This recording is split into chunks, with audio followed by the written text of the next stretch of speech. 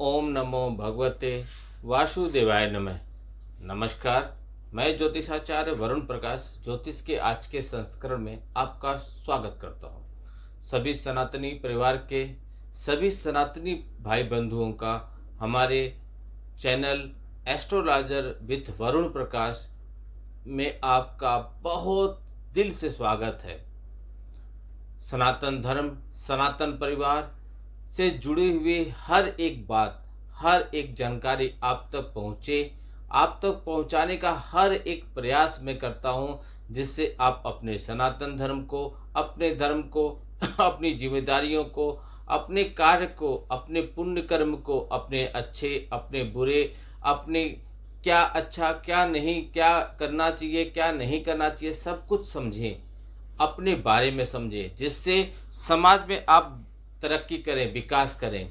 क्योंकि समाज में और धर्म है, मैं नहीं चाहता कि हमारा धर्म किसी भी मामले में पीछे रह जाए। वह तभी संभव है जब आप अपने चीज़ों के बारे में समझेंगे, जानेंगे और उसको पालन करने की कोशिश करेंगे। तो आज का वीडियो मेरा रहेगा आपका। आपने सुना होगा, बहुत वीडियो आपने देख लिया होगा, मैं आपको बता रहा हूँ, बहुत वीडियो आपने देख लिया होगा चैनलों पे कि आप शनि की 7.5 चल रही है बहुत जगह। मैंने कुछ लिख के रखा था तो वो पेपर में ढूंढ रहा था। शनि देव ने गोचर किया है। वैसे 2025 में कुछ बड़े गोचर हुए होंगे जो बहुत समय के बाद गोचर होते हैं। जैसे शनि देव 2.5 साल के बाद गोचर करते हैं, उनका गोचर 2025 में होगा। बृहस्पति देव, राहु और केतु देव जो धीरे धीरे गोचर करते हैं, इन लोग के गोचर का 2025 पे बहुत ज़्यादा प्रभाव पड़ेगा। इन लोगों के गोचर का 2025 में कैसा प्रभाव पड़ेगा आपके ऊपर, आपके राशि के ऊपर, आपके देश के ऊपर, विदेशों में, व्यापार में, आपके स्टॉक एक्सचेंज में, आपका जो भी व्यापार करते हैं लोग, मुंबई स्टॉक एक्सचेंज होता है उन जगहों पे, या कहीं भी भौगोलिक रूप से, प्राकृतिक रूप से कैसा रहेगा, मैं हर एक विषय में बताया हूँ आपको। राजनीतिक रूप से भी बताया हूँ आपको कि क्या प्रभाव पड़ेगा।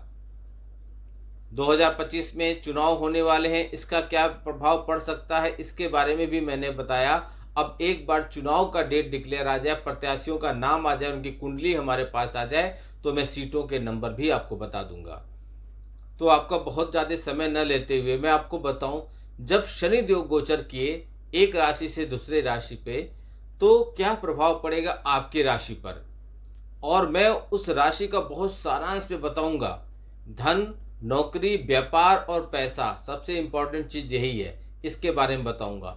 एक चीज और आपको मैं बता दूं, इस कलयुग में, और कलयुग का जहां तक अभी कलयुग प्रभाव का हो चुका है, आप देख रहे होंगे समाज में कुछ ऐसे ऐसे समाचार सुनने को मिल जा रहे हैं जो किसी भी हद में उचित नहीं है। बहुत ऐसे अनैतिक कृत्य समाज में हो रहे हैं जिसे समाज स्वीकार नहीं कर सकता। पत्नियां अपने पति की हत्या कर दे रही हैं। एक जमाने में पति परमेश्वर हुआ करते थे। मतलब हर तरह से पिता पुत्री का संबंध, मतलब अब मत बोलिए, मेरे से कहा नहीं जा रहा, सुना नहीं जाता ऐसे शब्दों का। कलयुग और अभी तो और चरम पे जाना बाकी है। तो इसमें इस समय जो प्रभाव चल रहा है, इसमें शनि और राहु और केतु, 3 ग्रह को यदि आपने अपने फेवर में कर लिया, उनको प्रसन्न कर लिया, तो समझिए इस कलयुग में आपका बेड़ा पार है। आप अथाह धन दौलत के स्वामी होंगे, सुख सुविधाओं के स्वामी होंगे। तो इसी से संबंधित शनि देव के गोचर के बारे में आपको मैं बताऊंगा।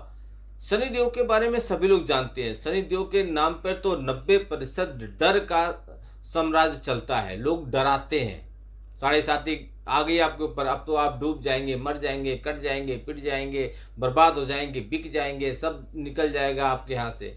लेकिन ऐसा नहीं है। शनिदेव न्यायाधीश है, न्याय करते हैं। यदि आपने अपराध किया है तो दंड मिलेगा, नहीं किया तो किस बात का डरना। शनिदेव न्यायाधीश के साथ दंड नायक भी हैं। लंबे समय से वह अपनी कुंभ राशि में विराजमान थे, कुंभ राशि के स्वामी थे और कुंभ राशि में ही विराजमान थे। लगभग 2.5 वर्ष कुंभ राशि में विराजमान थे। मेरे घर के स्वामी मेरे पिता हैं। अचानक से वो घर छोड़ के चले जाएं, तो क्या उसका प्रभाव आपके घर पे नहीं पड़ेगा? निश्चित तौर पे पड़ेगा। आपने बहुत जगह सुने होंगे कुंभ राशि है तो कुंभ शनि देव चांदी के पाए पे आ गए हैं तो ये ऐसा हो जाएगा, वैसा हो जाएगा, आप अमीर बन जाएंगे, करोड़पति बन जाएंगे, ये कर लीजिए, वो कर लीजिए। और बहुत ऐसे उपाय लोग बताते हैं धन का, आप ये कर लीजिए, आप धनवान बन जाएंगे। अरे भैया, सभी लोग के पास मोबाइल है आज के ज़माने में, हर जगह इंटरनेट है। दुनिया में बहुत सस्ता प्लान हमारे इंडिया में चलता है इंटरनेट का, सभी लोग देखते हैं, सभी लोग कर करके ना अमीर करोड़पति सब बन गए होते, अगर आपके इतने कहने से कोई हो जाता तो। ऐसे नहीं होता है। सब होता, प्रभाव जरूर पड़ता है, लेकिन वह पड़ता है आपके कुंडली में ग्रहों की स्थिति कैसी है, उनका अभी वर्तमान में प्रभाव कैसा पड़ रहा है, उनके वर्तमान में प्रभाव से आपको क्या उपाय करना है, तभी आपको सफलता मिलेगी। मान लीजिए आज मैंने बोल दिया कि आपको कोई राशि है, आपको नीलम पन्ना या जो भी रत्न पहनने के लिए मैंने बोल दिया, तो यह नहीं है कि उसको जीवन भर पहनना, आपको पहनने धारण करना है। जब तक उस ग्रह का नकारात्मक प्रभाव है, जब तक उस ग्रह का नकारात्मक प्रभाव आपके ऊपर पड़ रहा है, विपरीत प्रभाव पड़ रहा है, ग्रह दोष है, तब तक वो फायदेमंद रहेगा। जब वो ग्रह आपके फेवर में आ जाएगा, उस समय उस रत्न को निकाल दीजिए, क्योंकि ग्रह खुद ही सपोर्ट कर रहा है, अब ग्रह को मजबूत करने की जरूरत नहीं है। इसलिए आप लोग कुंडली का विश्लेषण अवश्य कराइए अपने। आपकी कुंडली आपकी जीवन रेखा है, आपका आधार कार्ड है, उसमें सब कुछ आपके बारे में लिखा है। आप क्या कर पाएंगे जीवन में, आपको क्या मिलना क्या मिलना चाहिए, कब क्या मिलेगा, सब कुछ लिखा हुआ है। अब उसको समझ लिए, यानी कि आप अपने जीवन को पूरा पढ़ लिए। तो जीवन को जिसने पढ़ लिया वो गलतियों करेगा नहीं, गलतियों से सीखेगा, क्या समस्याएं आने वाली उसके बारे में अलर्ट रहेगा, उपाय किए रहेगा, कुछ बाधा ही नहीं आएगी, आराम से जीवन उसका सुखमय तरीके से कट जाएगा। कुछ विशेष प्रयोजन, जैसे आपको विशेष तौर पे कोई लग्जरी गाड़ी चाहिए, लग्जरी घर चाहिए, कोई विशेष, कोई आपका पैसा ले लिया फंस गया, कोई विशेष तौर पे कुछ विशेष प्रयोजन है, तो उसके लिए आपके कुंडली को देखकर आपके लिए विशेष प्रयोजन किया जाता है, जिससे आपको वह चीजें प्राप्त हो जाती हैं। असंभव नाम की कोई चीज नहीं होती है, बशर्ते कर्म आपको करना है। तो लंबे समय से शनिदेव कुंभ राशि में विराजमान थे, जहां के वो स्वामी हैं, वहां से अब वो निकलकर बृहस्पति के, शनि कुंभ राशि में थे जहां के स्वामी शनिदेव थे, अब कुंभ राशि के स्वामी निकलकर मीन राशि में गए हैं, जिसके स्वामी बृहस्पति हैं, यानी कि बृहस्पति के अधिपत्य वाली मीन राशि में प्रवेश कर चुके हैं। 29 मार्च को शनिदेव मीन राशि में प्रवेश कर चुके हैं। अब मैं आपको भी एक चार्ट पर या एक बोर्ड पर चार्ट बनाकर वैसे भी समझा सकता हूं, आप वहां भी समझ सकते हैं, लेकिन आपको वहां से समझने पे ज़्यादा ठीक है, वहां से भी समझ में आएगा, लेकिन यदि आप ध्यान से सुनेंगे, पूरी बातें सुनेंगे, तो मुझे वो बोर्ड की ज़रूरत नहीं पड़ेगी। डिजिटल बोर्ड हमारे पास नहीं है, हमारे पास इतनी इनकम नहीं है, क्योंकि हम आपसे जो भी फीस लेते हैं उसका 50% तो हम तो सेवा में लगा देते हैं, गौ सेवा, वृद्धा आश्रम, अनाथालय, पशु सेवा में लगाते हैं, जहां से आपको लाभ मिल जाए। इसलिए हम इतने धनवान या इतने पैसे वाले नहीं हैं कि हम अब डिजिटल बोर्ड खरीद लें, लेकिन हमारे पास मार्कर वाले बोर्ड हैं जिससे मैं समझा सकता हूं। लेकिन मुझे लगता है कि यदि आप ध्यान से इसको सुनेंगे तो ही भी आप सब कुछ समझ जाएंगे। तो 29 मार्च को शनिदेव का गोचर 30 साल के बाद मीन राशि पर हुआ है। 30 साल के बाद क्यों?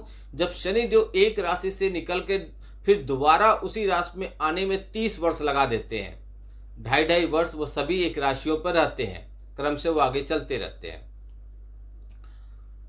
तो कुंभ राशि से निकल के मीन राशि पे चले गए, अब कुंभ राशि में वह शनिदेव 30 साल के बाद आएंगे। तो इस लंबी अवधि तक मीन राशि पे जब शनिदेव रहेंगे, लगभग 2.5 वर्ष तक रहेंगे, तो उसका प्रभाव हर जीवधारियों पर पड़ेगा। मैंने इसके बारे में एक विस्तृत वीडियो बना के दिया है, आप देख लीजिए चैनल पे जाकर। इसीलिए मैं बोलता हूँ चैनल को सब्सक्राइब कर लीजिए, लाइक बटन दबा दीजिए, जिससे आपको हर वीडियो समय पे मिलता रहे। शनि के मीन राशि में गोचर करने से मेष राशि वालों को शनि की 7.5 की प्रथम चरण की शुरुआत हो गई, मीन राशि वालों में द्वितीय चरण की शुरुआत हो गई, और कुंभ राशि वालों को शनि की 7.5 की अंतिम चरण की शुरुआत हो गई है।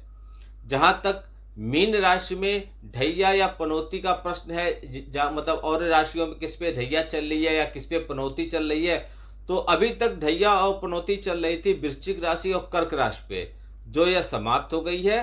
अब धनु राशि पे और सिंह राशि पे शनि की ढैया शुरू हो गई है। यानी कि जब शनि देव एक राशि से दूसरी राशि पे गोचर करते हैं तो 5 राशियां प्रभावित होती हैं। शनि देव जिस राशि पे होते हैं उसके पीछे की राशि और उसके आगे की राशि साढ़े साथी के प्रभाव में रहती है, और 2 राशियां क्रम से शनि के ढैया के प्रभाव में रहती हैं। मीन राशि में 13 जुलाई 2025 को शनि देव वक्री हो जाएंगे, यानी कि एकदम उल्टी चाल चलेंगे। तो इस अवस्था में 28 नवंबर 2025 तक वक्री रहेंगे और उसी दिन 28 नवंबर को मार्गी हो जाएंगे। ये मैं 25 की बता रहा हूँ, तो आगे भी मैं बताऊंगा 2.5 वर्षों में कैसा होगा, आगे समय पे आपको वीडियो मिलता रहेगा। मीन राशि में शनि महाराज के होने से देवगुरु बृहस्पति के ज्ञान की राशि में जब शनि गोचर करेंगे तो विभिन्न अवस्थाओं से गुजरेंगे, कई गोचर होंगे। जैसे वह गुजरेंगे बृहस्पति के नक्षत्र से पूर्वा भाद्रपद नक्षत्र से, फिर अपने नक्षत्र में जाएंगे उत्तरा भाद्रपद नक्षत्र में, फिर बुध के नक्षत्र में जाएंगे रेवती नक्षत्र, यानी कि कई नक्षत्रों से होकर गुजरेंगे। तो जब शनिदेव मीन राशि में प्रवेश करके 3 जून 2027 तक वहीं पर रहेंगे तो क्या प्रभाव पड़ेगा आपकी राशि पर, इसका मैं आपको बताऊंगा सभी राशियों के बारे में। इसलिए मैं बोल रहा हूं वीडियो स्किप करके मत देखिएगा, पूरा देखिए। गुरु देव बृहस्पति 14 मई 2025 को इनका भी गोचर हो रहा है। आपको मैं बताया था कि शनि गोचर तो 29 मार्च को हो गया, इसके बाद किसका गोचर होगा। आपको पहले बताया था कि इस समय शनि राहु केतु को यदि आपने अपने पक्ष में कर लिया तो समझ लिया आपका जीवन तर गया। लेकिन इस वर्ष में एक और बड़ा गोचर होगा गुरु का, देवगुरु बृहस्पति का, जो 14 मई को मिथुन राशि में प्रवेश करेंगे। उसके बाद होगा राहु और केतु का, मई में ही होगा, 18 मई को वो राशि परिवर्तन करेंगे। राहु कुंभ राशि में आएंगे, शनिदेव कुंभ राशि से छोड़ के जाएंगे तो राहु आ जाएंगे, और केतु सिंह राशि में चले जाएंगे, और ये दोनों लोग 6 दिसंबर 2025 तक वहीं पे रहेंगे। गुरु, राहु और केतु हर राशि पर प्रभाव का जो वीडियो है इसका भी मैंने आपको बताया, शनि का प्रभाव का और गुरु, राहु और केतु का प्रभाव का भी वीडियो मेरे चैनल पे आ चुका है, आप जाके वहां देख सकते हैं। तो अब आप यहां से समझिए कि आपकी राशि पर क्या प्रभाव पड़ेगा शनिदेव के गोचर का। जब वह कुंभ राशि से मीन राशि में गोचर करे हैं तो आपकी राशि पर क्या प्रभाव पड़ेगा। धनु राशि, अब आपके ऊपर शनि की ढैया चल रही है, तो शनिदेव धनु राशि के जातकों के लिए दूसरे और तीसरे भाव के स्वामी हैं, और शनिदेव इस समय आपके चतुर्थ भाव में गोचर करेंगे। यहाँ उपस्थित होकर शनिदेव छठे भाव, दसम भाव और प्रथम भाव पर देखेंगे, पूरी दृष्टि डालेंगे। शनि महाराज के इस गोचर के प्रभाव से धनु राशि के जातकों की ढैया शुरू हो रही है। परिवार में आपकी दूरियां बढ़ेंगी, घर बदलने का योग बनेगा, काम के सिलसिले में या अन्य किसी कारण से आपका वर्तमान निवास बदलना पड़ सकता है और किसी दूसरी जगह पर जाकर आपको काम करना पड़ सकता है। परिवार में सामंजस्य की कमी होने के कारण कुछ परेशानियां उत्पन्न होंगी। आपके माता जी का स्वास्थ्य आपको परेशान कर सकता है, इसलिए आपको ध्यान देना होगा। अच्छी बात यह है कि कचहरी के मामले में आपको सफलता मिल सकती है। काम के सिलसिले में बहुत ज़्यादा मेहनत करने पर ही आपको सफलता मिलने का योग दिखाई दे रहा है। आपको अपने स्वास्थ्य का ध्यान देना होगा। यदि आप अनुशासन पूर्वक जीवन व्यतीत करते हैं तो यह गोचर आपको सफलता देगा। जुलाई से नवंबर के बीच छाती में संक्रमण या माताजी के स्वास्थ्य के प्रति विशेष ध्यान देने की आवश्यकता है। इसके बाद का समय अपेक्षाकृत आपके लिए अनुकूल रहेगा। आप उपाय के तौर पर शनिवार के दिन काले तिल का दान कर दीजिए।